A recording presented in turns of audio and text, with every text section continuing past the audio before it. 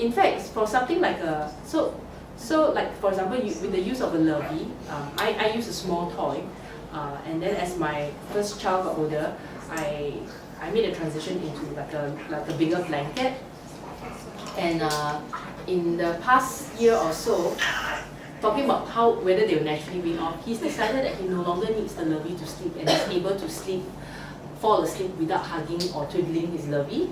So they do get to a point where they feel that they don't need it anymore. How old?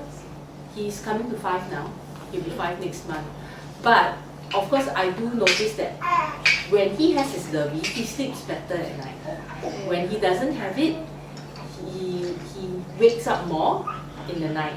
So I still like to give it to him, and I have no problems with it. You know, even though I have my mother telling me that you need to wean him off the lovey, he's a big boy now, whatever. But I'm like, but he sleeps better.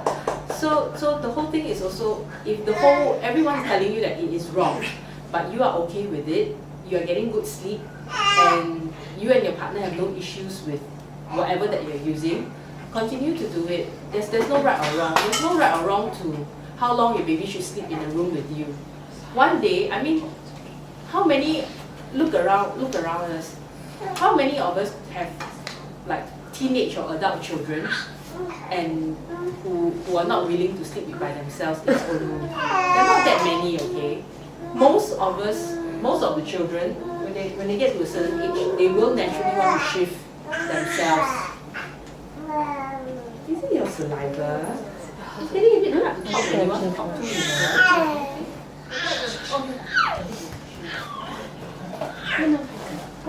I'm sure most of you know Catherine, right?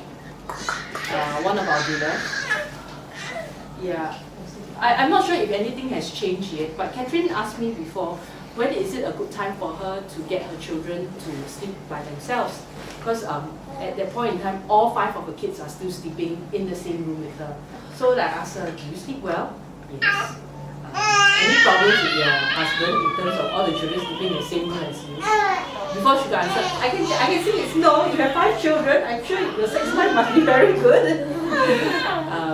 They all sleep well, you know. So there's really no issues, even though the whole world might tell you that it is not good, you know. But as long as you are sleeping well, your child is sleeping well, the relationship with your husband is good, then there are no issues at all. You can continue sleeping as long as you like in the same room.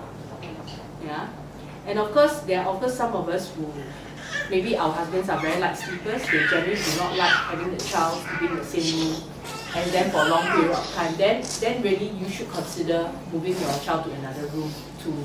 You know, so it varies from family to family. Like with my first child, my husband is always waking up at every noise that my son makes. So that's why one of the reasons why we opted to do a connecting room and my son sleeps in a different room. But with this one,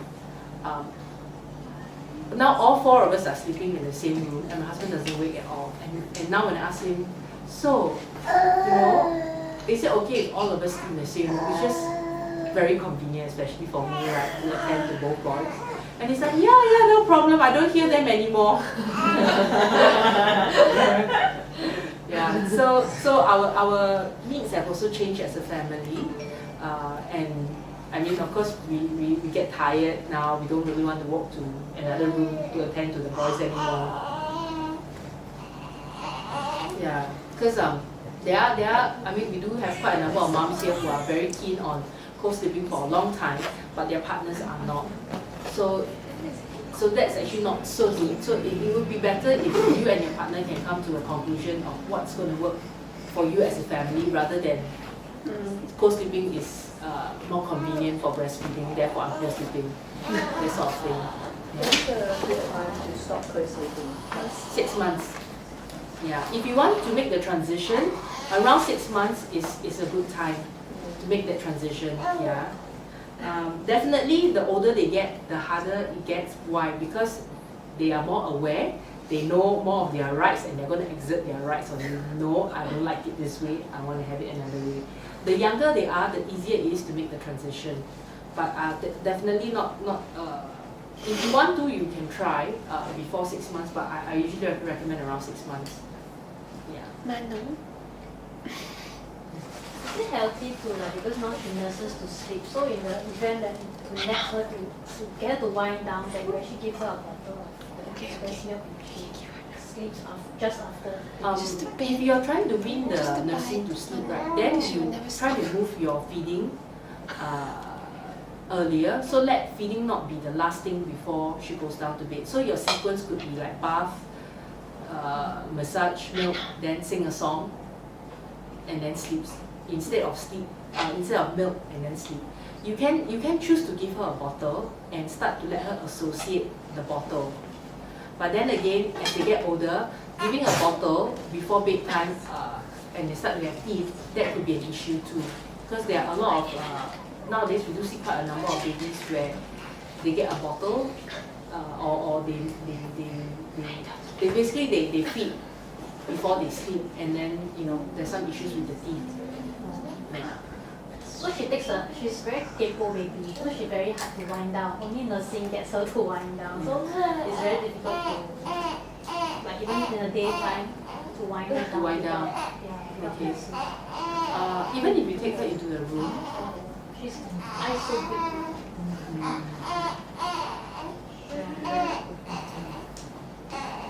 So when she finally winds down, does she fast for a while or? Because now I'm at home all the time, so I just nurse her for my convenience. Okay. But if not, unless she's really tired, then you rock her, give her a passy, she's okay. But when you go out, Yeah. that's when she tunes out. Then So she's also taken the pacifier already. But she doesn't like it, so she doesn't. Are you okay to let the pacifier take over? I don't know. I have to. Whether a lovey is a better choice than a chassis or what. Sometimes we can choose for them. We pick something and then they can take to it. But sometimes they will tell you what they want. I'm going to pass you to eat, okay? You're talking too much. Now.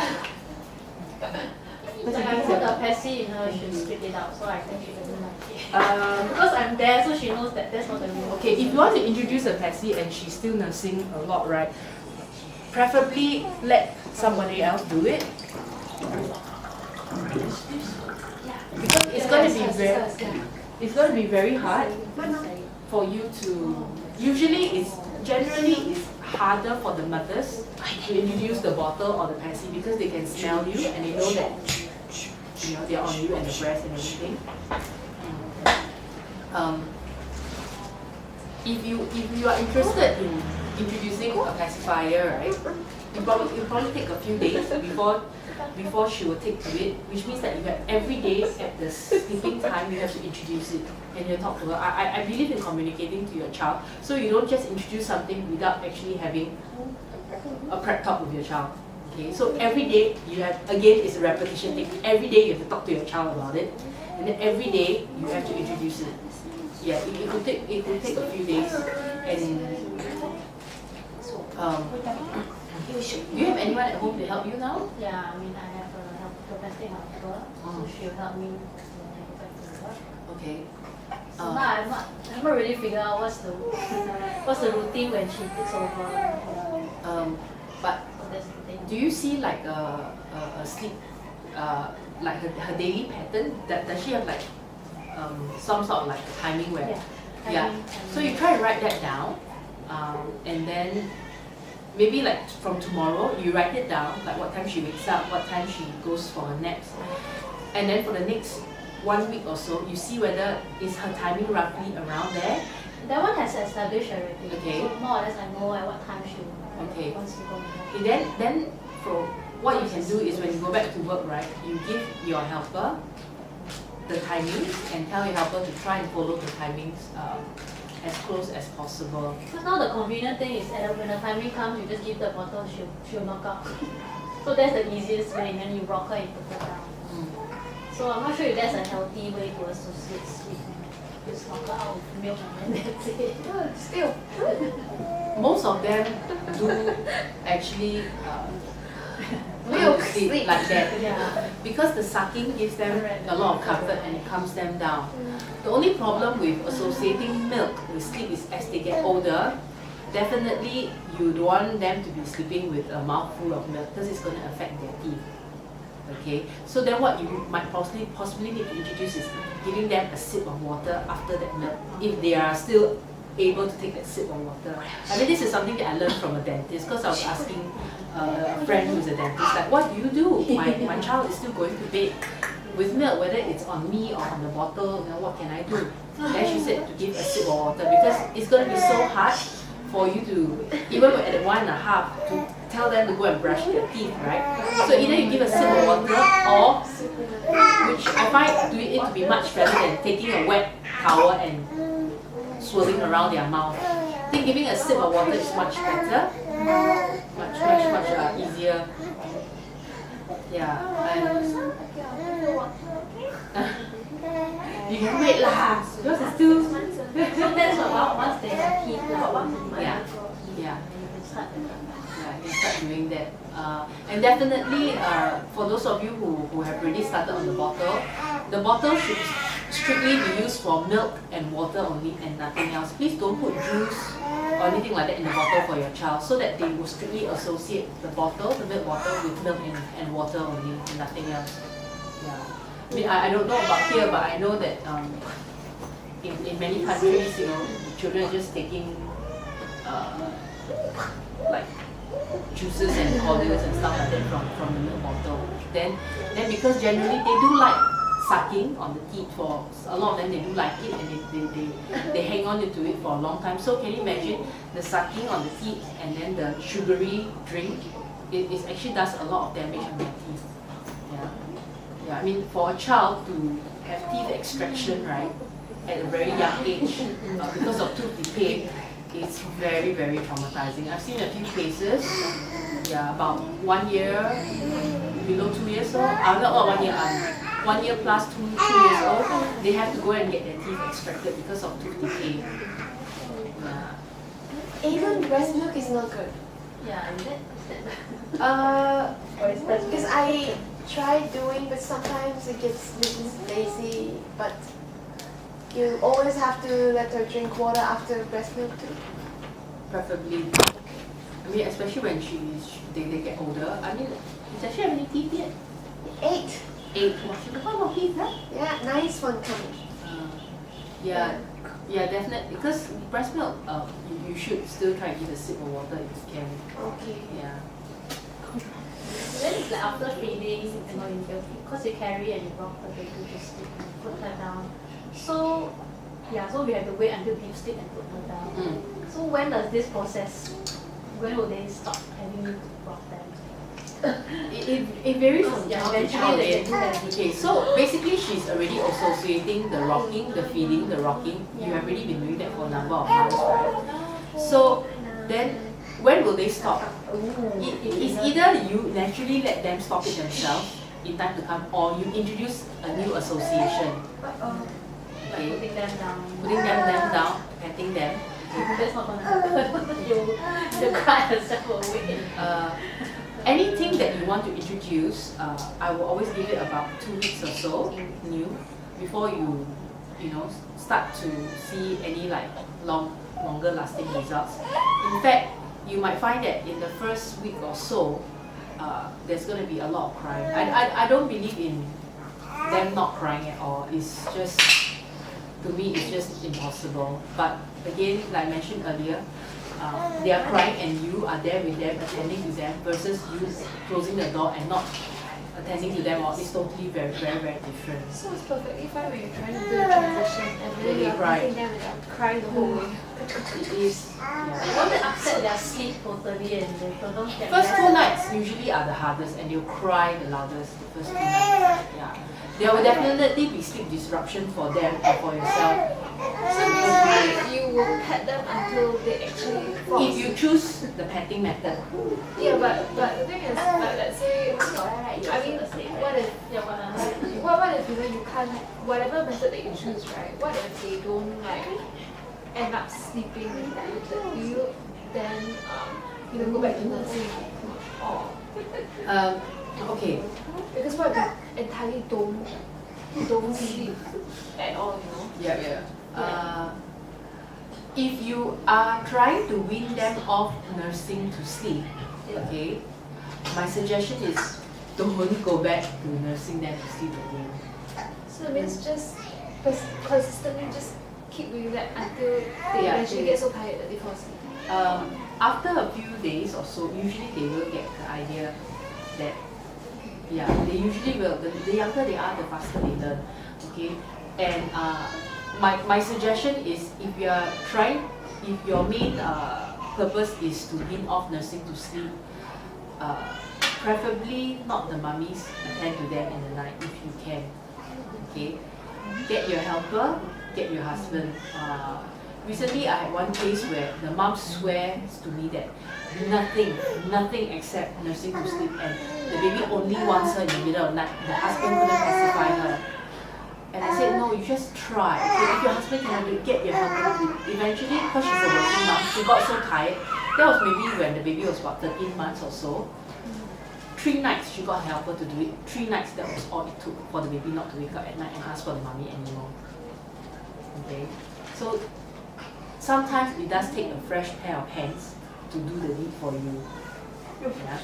But that's after 6 months, because now she's wake up, she's genuinely hungry. Yeah, and of course, I mean, a lot of books are going to tell them that most babies are ready to sleep through the night by 6 months. But as we all know, they all grow at a different rate. I mean, look at yours. Yours is quite big, right? Yeah, and then mine is like a lot smaller, even though he's older. Yeah. So they all grow at a different rate. You have to kind of gauge when is your baby really hungry or your baby is not very hungry. If they're just going to suck for like 30 seconds and go back to sleep, that means they're not hungry. But if they have a full feed, usually that means that they're hungry and they still need a feed. Of course, dropping a night feed, if you're not sure whether you should drop a night feed or not after 6 months, the best person to consult would be your pediatrician to see whether are there any underlying health issues that you should take note of. Does your baby still need a night feed? I do find that most of them still need night feed even after 6 months, maybe but just one time in the night. Yeah. Or if they can go, if you can, some people do introduce a dream feed and it works for them. Dream feed. So that means they about 11 to 12 o'clock at night, they give the baby one last feed even though the baby is sleeping. So they do arouse the baby slightly, give the baby a feed, whether from the breast or from the bottle, and then hopefully the baby will last till about 5 to 6 o'clock in the morning. When do we know that she's ready to drop night feed? When do you know? You have to give it a try. Yeah, that's true. Yeah, you have to give it a Because try. I'm too scared that she might wake me before Yeah. 7. So anytime, that's what I was saying earlier, anytime you want to try anything or introduce anything, make sure that you block off that period of time, and that period of time is specifically for you to experiment or try sleep coaching or anything, and you dedicate yourself to just doing that. Don't think about that week going shopping or going to lunch with your friends or having date nights. It's not going to happen. Just dedicate yourself that time to do that only. So for dream feed, right? When you say that you can dream feed by nursing, does it mean that, like, let's say if he's sleeping inside the cot and then you actually take him out, his eyes are still closed. Is that still considered a dream feed?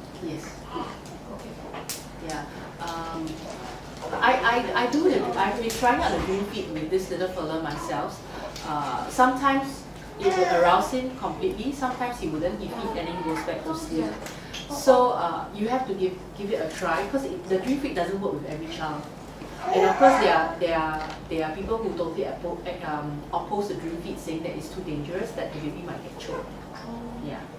But if he starts to cry a little bit, but his eyes are still closed, and then you feed him, it's Still go back to considered. sleep. Yeah. As long as he doesn't fully become like, Oh. yeah. Oh, okay. Okay. So you every day got dream feed. So 3-4 a.m. also like that. 3-4 a.m. not so much of But a you dream. see, weaning off nursing, meaning at night and day naps both cannot nurse, right? Because actually that's not what I am. I mean, I'm okay to nurse him and nurse her at night. It's just a day.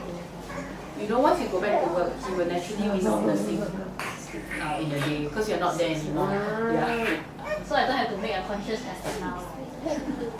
Because now, I think she's okay with bottle. So I suppose that would be natural. Yeah. It's just maybe add the sip or water. I mean, just take note that the first few days when you go back to work, whoever that is caring for her will have a bit of difficulty, very likely during that transition period, because as with any other transition, they will take time to get adjusted. So unless your baby has already gotten into a, like very aware that only when mommy is around, then I get the breast. Yeah. If not, they do adjust very quickly. I mean, you just look at all the children. I mean, even for people who do infant care, how come they can sleep at the childcare center without the moms around, without the breast around? And then when weekends they come home, suddenly they cannot nap in a day except unless they're on your breast. So they can be taught, it just requires a bit of persistence and repetition. But it's not healthy to carry the bottle into the cot and drink when she's lying down in the cot. I do that. Is that okay? So that will minus off the rocking and put the bed and then you wake up. I do everything you say. I don't know, so that's a question mark. It's a question mark. I don't know if I want to start. Is that okay with you? Because I'm not sure is it like dental health or what ear infection or what things that you read on the internet. There's a lot of things that people are gonna tell you that this is no good, this is whatever. But my take has always been it is never no good until you feel that it's no good. But just whether is it safe, like you choke or whatever. Health hazard more. Other than that, I don't care. Whatever gets her to sleep, that's it. I think as long as you don't like, some people here they like go and cut the tip, they make the hole bigger. Then if the flow becomes very fast, I think that's fine. Yeah. Have I done it putting the bottle in the cup? Yeah, of course I've done it. Of course I've done it before. I've tried every trick under the roof to try and get my son to sleep. Yeah. Like when she go back to work, I'm just thinking whether to get my helper to do that so that you get her to sleep faster. You don't have to rock that half an hour. Then once she finishes drinking, she's asleep. I mean, with the helper, that naturally they will choose the fastest way to get it done. So I want to stop her from doing it. I mean, you have tried it, so like between rocking and all these things that you have tried. Yeah. What's your take on it? For me, I always prefer not to rock. I prefer to pet. Why? Because petting, I can do it even when they're big. But rocking, it is back breaking. Yeah. But it's like teasing and all that. I'm like, so happy. But petting meaning you have to put them down first, right? You can carry them in your arms, sitting down and pet. You can do that too. Then eventually you can start to move it to. Of course, if they're able to lie on the bed and pet, it works. Then you do that. But if they're not able to, carry is fine. I would do anything that, for me personally, I would attempt anything. Not say that rocking, okay. Anything that can be sustainable. Anything that is not sustainable, and anything that solely relies on me alone, I will not do. Because again, if like nursing to sleep is fine for, say for example, moms who are totally stay at home, they totally enjoy it and they have no issues with it. Yeah, by all means do that, I mean, there's no problem with it. But if you like to go out, if you are going back to work, then it will be a problem. Yeah. So petting, everybody can do petting. The shush pet method, there's one sleep expert, she does shush pet, so she does, and then, petting. Yeah, it works for a lot of families. Yeah. And then there's of course the pick up. Every time they cry, you pick them up, you put them down, pick them up. I know one family who's done the pick up, put down like 50 times in one night. Pick up, put down, pick up, put down. Does it work for some families? It does work for some families. But it doesn't work for some. Why? Because the child gets so stimulated and aroused every time you pick up and put down. Yeah.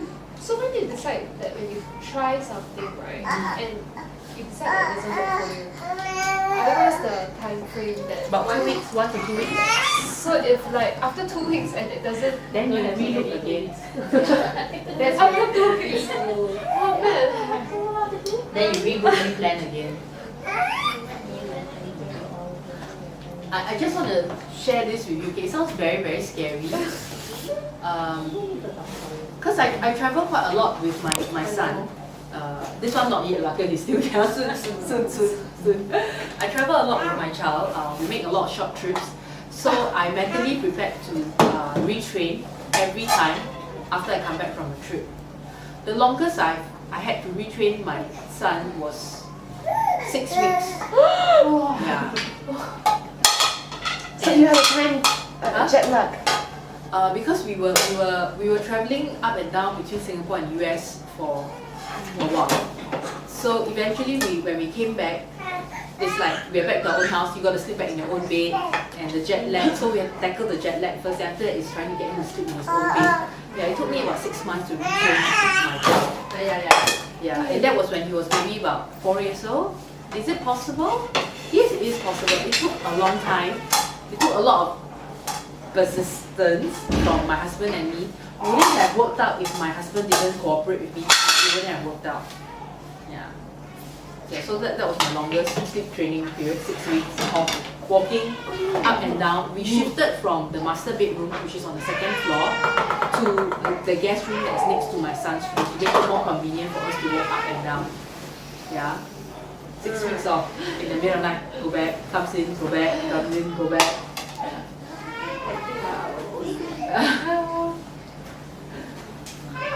Anyway. Yes. I think I need to do a diaper change.